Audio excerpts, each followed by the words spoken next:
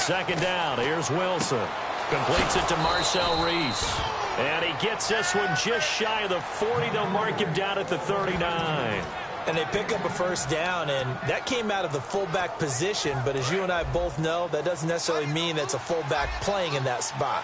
Well, times have changed, right? The old school fullback doesn't really exist anymore. We're not getting that same player out of college with all the spread offenses, not very many pro style, where you actually have a true fullback.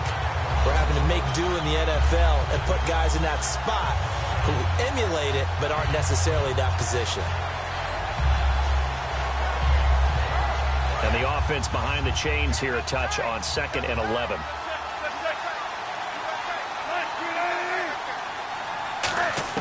Now Wilson on 2nd down. And he takes a shot on the release as this will be incomplete. The intended target, Doug Baldwin. And that'll make it 3rd down. And this offense often hinges on one of the best tight ends in the league, and that's Jimmy Graham. I think he made up for lost time when he got to the NFL because in college, he was mainly a basketball player, a defender who couldn't score. Now he's flipped it around in the NFL. Every time he touches the ball, he's a threat to score.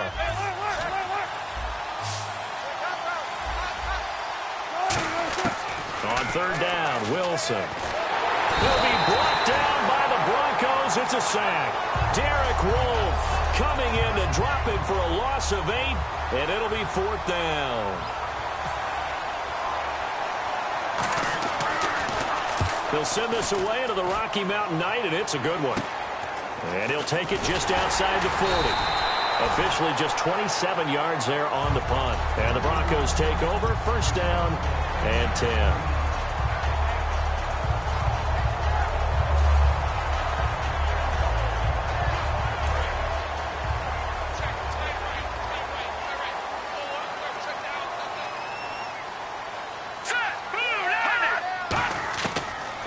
Down, Simeon. And the catch made. This is Emmanuel Sanders. Sanders, the former SMU product, had 79 catches last year, over 1,000 yards, 5 touchdowns. They're going to need more of him in Denver if they want to get back into the playoffs. Part of a great tandem, he and Demaryius Thomas. And Demaryius plays out wide. He's one of those guys that you send him out there and let him work one-on-one and use his big body and his big frame to get open. Emmanuel Sanders, he has the ability to work inside as well. And he's not just quick, he's also fast, and he's dependable for a quarterback because a lot of the routes he runs are right in the sight line. Easy throws for a QB.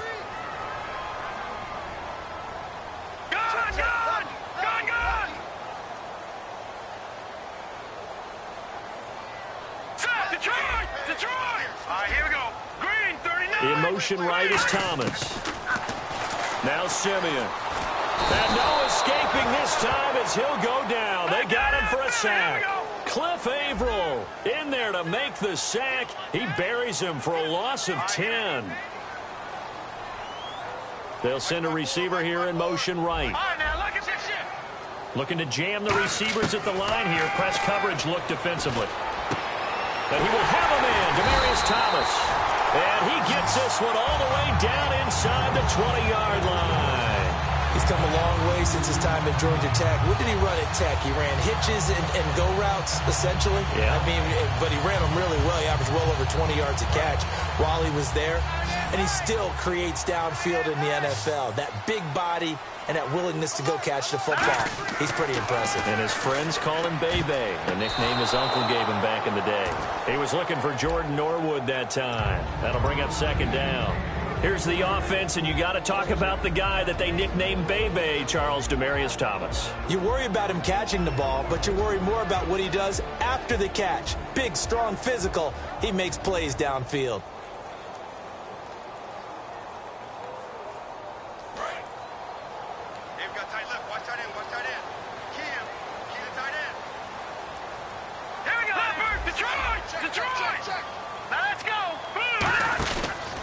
Now a carry, it's C.J.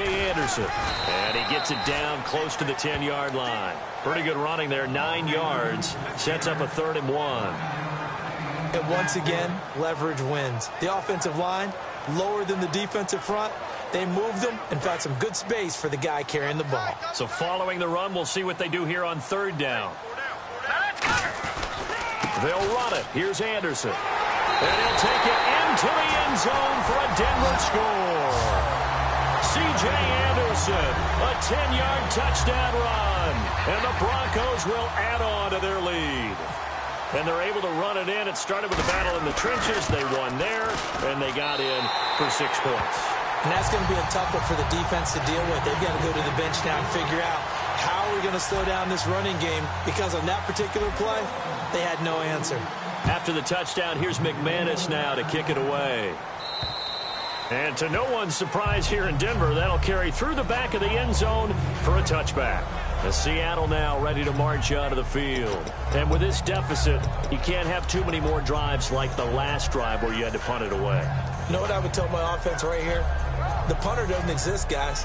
He doesn't even exist. He's not a team anymore. I just cut him, all right? So you've got to go out and create some offense for us here and give us some points. No way does that guy get on the field on this drive. Poor punter. Yeah, it wasn't his fault. But hey, listen, there's got to be casualties at times. We're trying to win a game. He hits Jermaine Kearse.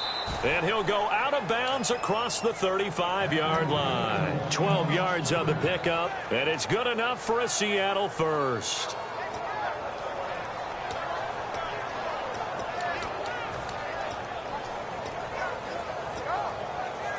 And this should be the final play before the quarter ends. Alongside my broadcast partner, Charles Davis, Brandon Gaudin hits the Seahawks with a football to begin quarter number 2, and they've got it here with a first down.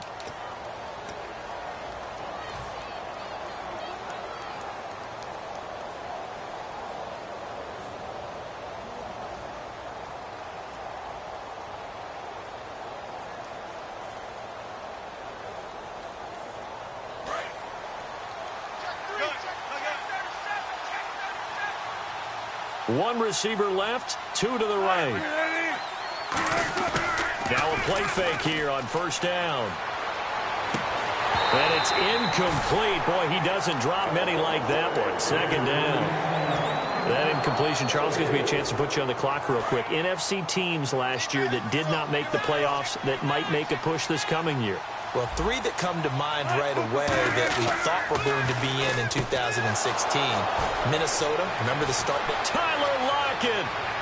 And all the way in, touchdown Seattle. Tyler Lockett, 62 yards. And the Seahawks have made this a one-score game.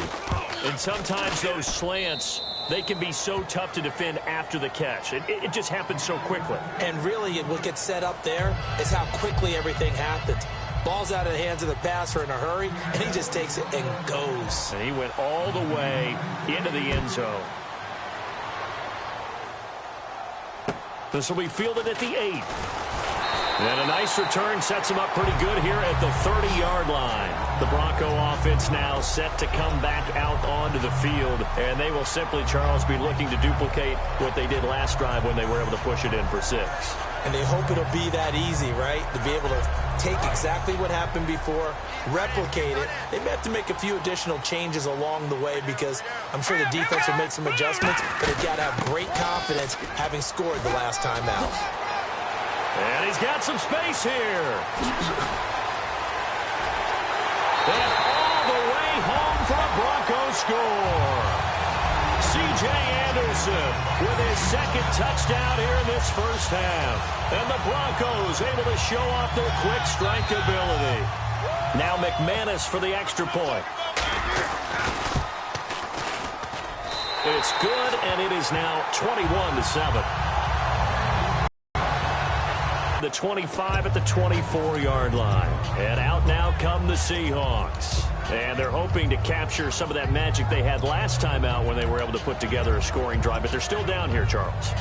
Not the major concern, though, because of what you talked about. They scored the last time out. They feel good about themselves. They felt their game plan is now in effect. They know how to attack and what plays they want to put together. But they've got to keep it moving in the right direction because, as you did note, they are down on the scoreboard. Earlier, partner, when discussing Russell Wilson, you said you think he's best when Seattle is running back centric. Is Thomas Rawls the centerpiece going forward there? I think so because of what he did 2 seasons ago before he got hurt. Because he runs that offense the way they want it run. One cut, downhill, get upfield, and Thomas Rawls is perfect for that. If he stays healthy, that allows Russell Wilson now to throw the play action, to bootleg passes that really hurt other teams defensively. And Rawls has youth on his side, just 23. And there they went crossing route against the zone defense. What do you think of that? It takes real coordination between the passer and the receiver because you've got to read those zones and where the open spots are and be on the same page with the guy throwing the football. Because sometimes you're throwing it in front of the zone. Sometimes you're throwing it between the zones. Sometimes the receiver's going to just kind of find a spot and what we call sit down and present himself to the quarterback and throw it there. It's a tough read, but when they're in sync, it's really effective. Unable to connect on the first down pass play. Now it's second down. They come out here in the eye. The defensive line disperses a little bit here, maybe expecting a pass. On second down, Rawls. Nowhere to go that time. He maybe got a yard up to the 40. The All-Pro Von Miller there on the tackle. Partner, we know today's NFL is really built around the guy throwing the football. But these short runs, they still pay dividends because they can take their toll on a defense and they can add up as the game goes along. You control the clock, you control the ball, and that way you often control the game.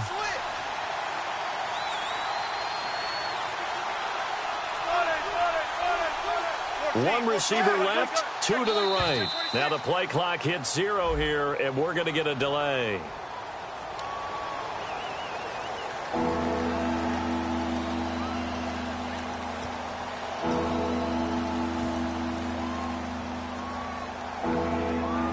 So a costly penalty and now a tougher third down situation. Third and long, it's Wilson. Sliding out of the pocket. He rifles one that's intercepted. Picked off by the All-Pro linebacker. It's Von Miller. And the return here will go to the 31-yard line. The Broncos offense now gets ready to head back onto the field. And they hit the home run last drive. One play on the ground all the way to the house. Now the defense, maybe they're expecting a run here. Partner, I love your description because when we talk about hitting the home run, we're usually thinking about a passing play, aren't we? Something in the air, deep ball. But how about them just taking it big-time jaunt? Now if you're coming back out, now they've established this run game, the play-action pass could very well be open. And he's certainly not a guy that drops that football very often. Indeed, because that's a bit of a surprise. I know he's in the middle of some traffic and people, bodies all around him, but he usually has the focus to haul that one in. They'll come out in the pistol. On second down, Anderson. And some space here. And they'll get this one down to about the 20-yard line. It's a gain of 11 yards that time, and it produces a new set of downs. This guy's well on his way now to a big game on the ground. It's another good run there. Puts him over the century mark in yardage. And that is caught. Touchdown, Denver. Emmanuel Sanders, a 20-yard touchdown. And the Broncos will extend their lead. Well, looking down at my game card here, that's 5 drives now for them and 4 touchdowns. I think anybody would take an 80% ratio. I'm sure that they would, but if you flipped it over to the other side of the ball, what are they going to hang their hat on? There was one possession. They held them to no score whatsoever. That's where they're going to try and build on and try and slow this team down. On second down, here's Simeon. And his throw's going to be incomplete. Emmanuel Sanders, the intended receiver. And it's third down.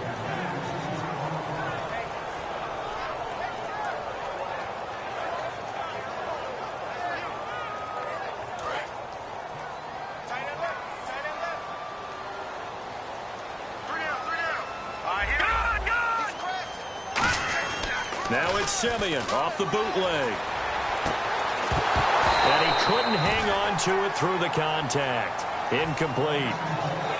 After all the preparation, all the practice, a play like that will absolutely break your heart. They had everything they wanted, just unable to complete it. In the end zone, a big-time drop. And McManus able to put it through, and that'll push the lead up to 17. Maybe an anxious moment or two when the ball was on its way, but he does find a way to curl it in. Oh, yeah. That one definitely hugged the left upright, but he got it to go. This is fielded a couple yards deep. And And with a new rule, that decision to bring it out will cost him about 5 yards as he only gets to the 20. The Seahawks offense now, they get ready to come back onto the field. And following the interception, just any interception, are you a little bit...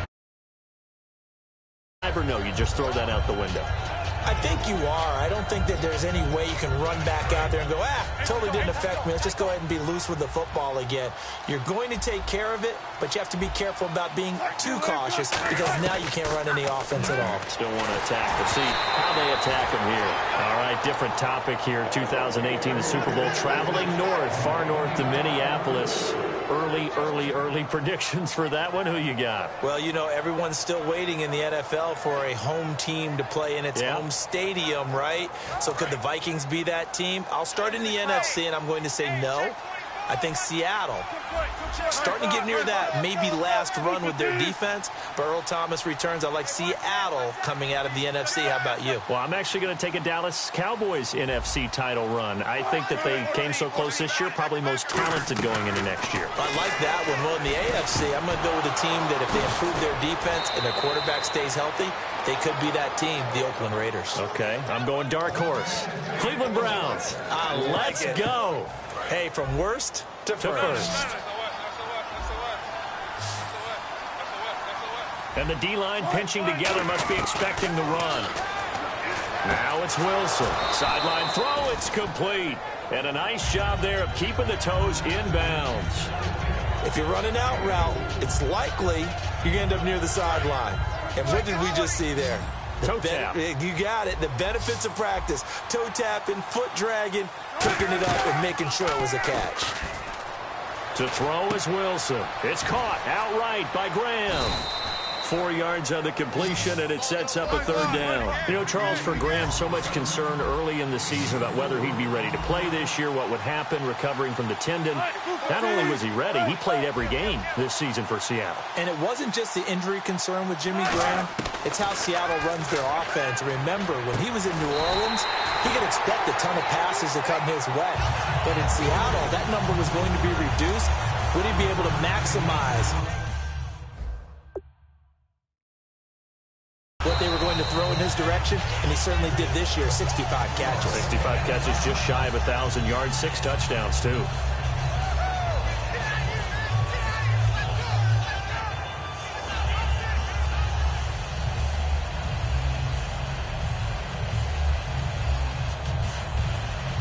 The offense staying out. They're going to go on 4th and 2. They come up in an offset eye. They'll try and throw for it with Wilson. And it is incomplete. Little lull in the action here to go over an offseason storyline that's kind of interesting. L.A. a couple years ago, they have no teams, and now they're going to have 2 with the move from San Diego to L.A. What does that mean for the league and for the Chargers? It seems like an easier transition, doesn't it, than St. Louis when they moved back to Los Angeles less to become culture the Rams. shock. Less culture shock, less, obviously geography, the whole deal. But it's a transition that still is not going to be easy. Remember, they're going to go play in a soccer stadium, essentially, for at least the first couple of years before they share a stadium with the Rams. So that changes things. Obviously, trying to create an identity in the market they haven't been in a long time.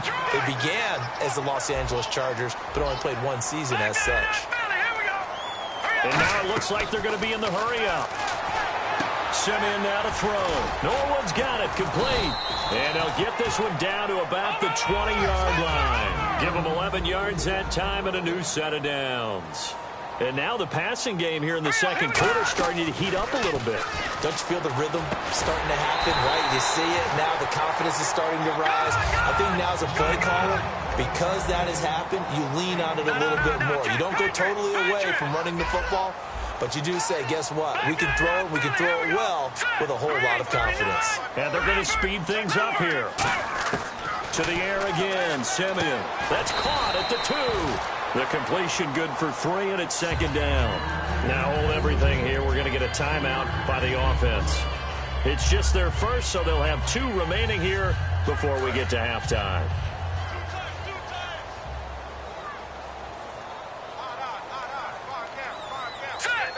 second and goal from the 2-yard line. They'll run for it with Anderson. And this will result in him losing yardage. Back to the 3. They'll lose a yard, and it brings up third. From our vantage point, that was just one bad play by the offensive line in a series of really good ones tonight. But I know that they're going to be really ticked off. It's a lot like a baseball pitcher losing a no-hitter late in the game. Thomas, the lone receiver, left. Here we go now. 3-19. Now Simeon on 3rd and goal. And that is incomplete. 7 seconds remaining. Really good, smart play by the defense, understanding 3rd and short, guarding the first down sticks, and being able to make a play on the football and bat it down.